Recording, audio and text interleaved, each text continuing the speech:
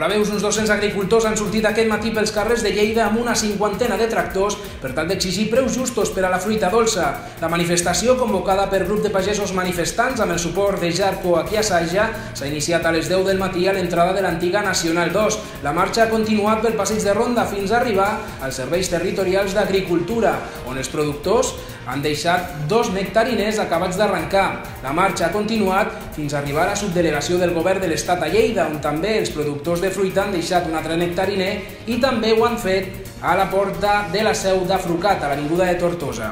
Els agricultors el que reclamen és que les administracions catalana, estatal i europea prioritzin la figura de l'agricultor professional i l'explotació agrària prioritària en el repartiment d'ajuts i en la retirada de la fruita quan els preus siguin ruïnosos.